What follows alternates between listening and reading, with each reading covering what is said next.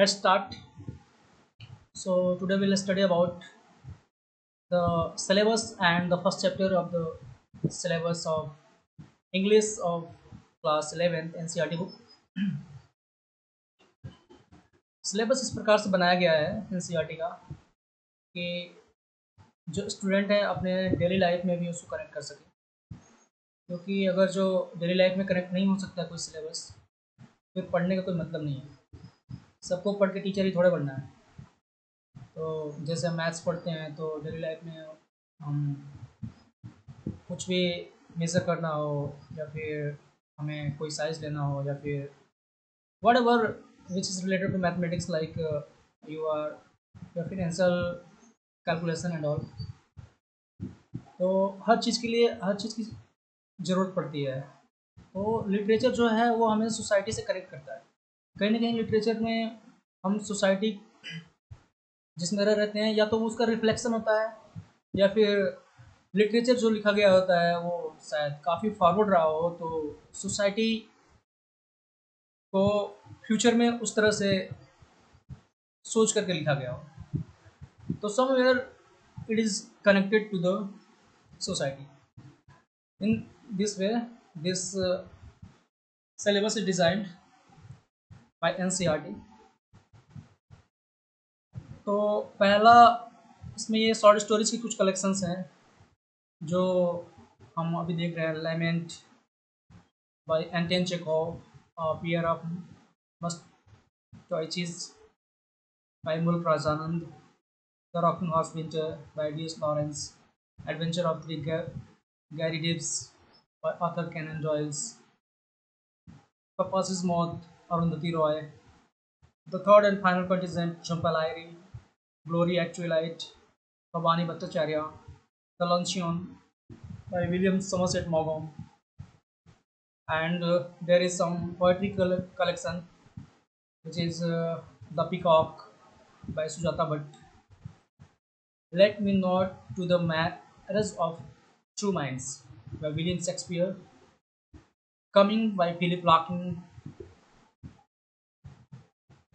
Telephone Conversation by also Inca, The Word is Too Much with Us, William Wordsworth, Mother Tongue, Padma Sachdev, Hawk Roasting, Ted Hughes, for Elkanah, Nizam Ezekiel, Refugee Blues, W.H. Auden, Hailing of the Banyan Tree, Dilip Sitre, Ode to the Nightingale, John Keats, Azamil and the Tigers, Arun Polatkar.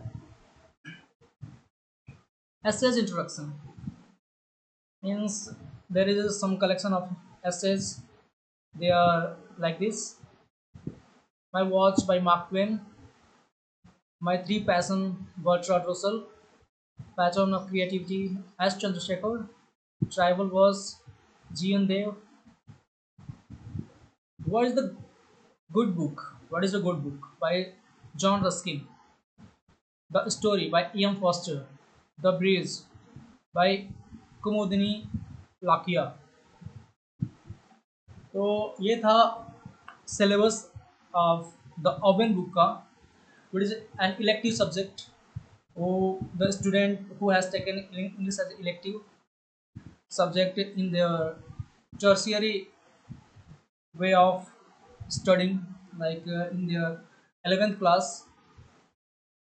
And now we are going to ahead to understand the book by a short story written by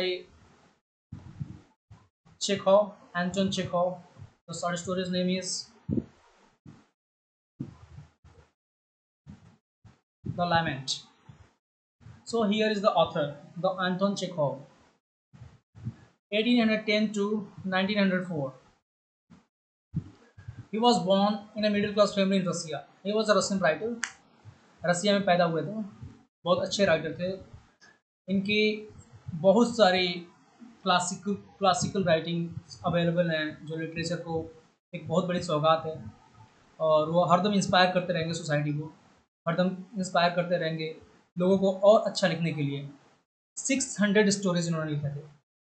इन्होंने seagull, uncle Vanya, the three sister and the cherry orchard, इस तरह की बेहतरीन रचनाएं इन्होंने दी हैं literature को। तो इनकी एक और बेहतरीन रचना हम पढ़ते हैं जो कि है द लैमेंट। और इंटरमीडिएट के कुछ लोग इंटरमीडिएट बोलते हैं, और ये 11th क्लास में ये इंडक्ट किया गया है, तो हम पढ़ने की कोशिश करते हैं। You guys very easily know that what the short story is actually. A short story is a brief work of a prose fiction.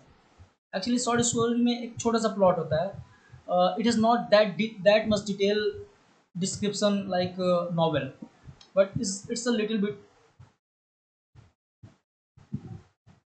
Screen मुझे थोड़ा छोटा करना चाहिए. Yes, now it's good. Let's see.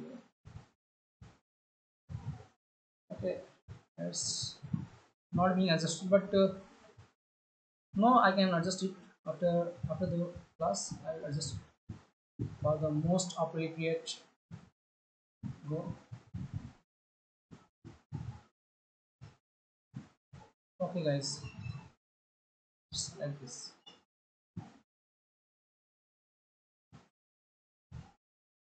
Okay, yes, here we go.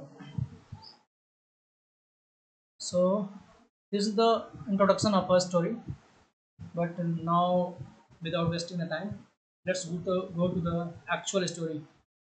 The barcode you are seeing, the top right corner, a barcode you are seeing. If you will scan from the scanner of your mobile, this will lead to the ePathshala, which is a free platform for NCERT books, and there you can get the original text of the lament. The lament actually it's also an original text, and there also you can get the uh, voice version of this description. तो start करते हैं.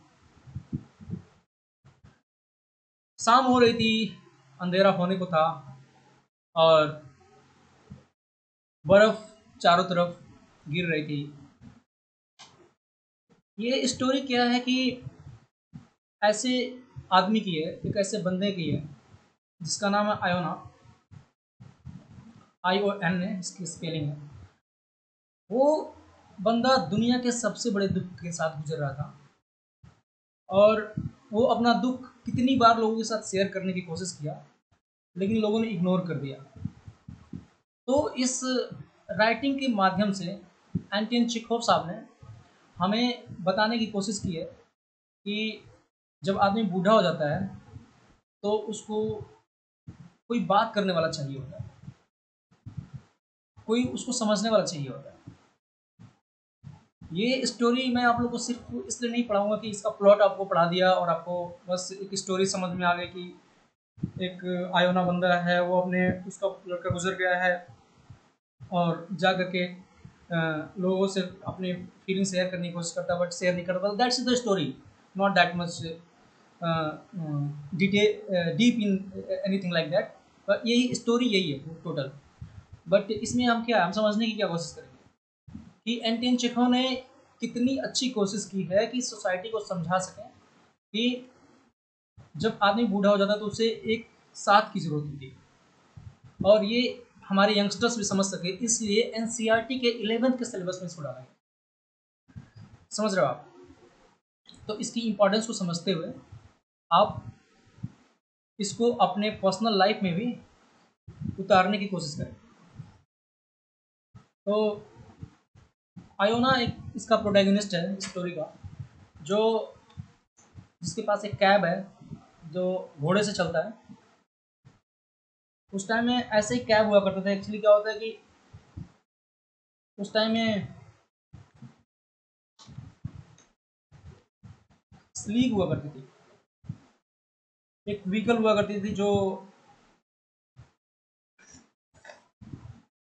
बर्फ पे चलती थी, जिसमें पहिया नहीं हुआ करता, वो घोड़ों से चलता था. तो वो उसके पास थी, और काफ़ी उदास बंदा बैठा हुआ है, और उसका घोड़े पे भी बर्फ़ पड़ी हुई गिरी पड़ी है.